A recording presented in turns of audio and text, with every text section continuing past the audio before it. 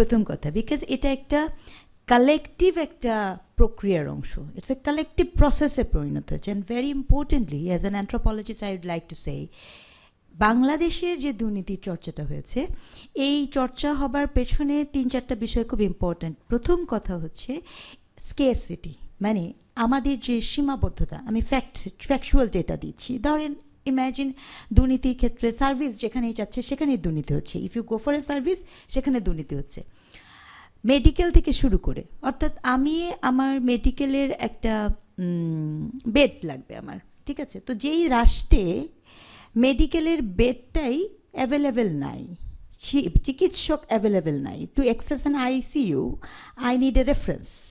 মানে this is very sad part, মানে আমার একটা মেডিকেলটা কিন্তু আমার রাইটসের অংশ নাগরিক হিসেবে, কিন্তু আমি একটা চিকিৎসা সেবা পেতে চাই, সেটার জন্য আমার একটা রেফারেন্স পয়েন্ট লাগে। এর কারণ কি?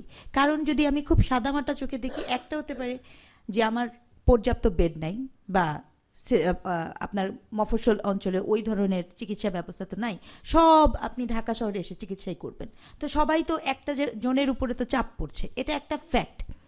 আরেকটা ফ্যাক্ট কি? আরেকটা ফ্যাক্ট হচ্ছে যেটা ক্যাথরিন মেনশন করলো, যে এত এত মেগা প্রজেক্ট আপনি নিয়েছেন, কিন্তু আপনি তো ওই আপনার যে ডিসেন্ট্রালাইজেশন করার কথা মেডিকেল সিস্টেমে, আপনি তো সেখানে সেটা প্রোভাইড করছেন না। এটা হচ্ছে আরেকটা ফ্যাক্ট।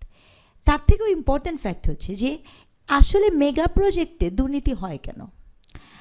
কেন আমাদের পলিটিশিয়ানরা যখন আসে, ওয়েন এভার দে আর কাম, তারা সবসময় আমাদেরকে এই ইনফ্রাস্ট্রাকচারাল ইনভেস্টমেন্ট বা ইনফ্রাস্ট্রাকচারাল ডেভেলপমেন্ট আমাদের মাথার ভিতরে ঢোকানো আছে।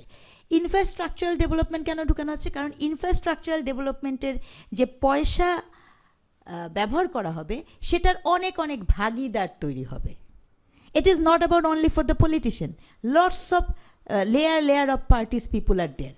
মানে একদম নিচু থেকে শুরু করে এই দুর্নীতির প্রক্রিয়ার মধ্যে শুধু সে নিবে যে ব্যাপারটা এরকম না, যত বড় প্রজেক্ট তত বড় ভাগাভাগি এবং বন্টন।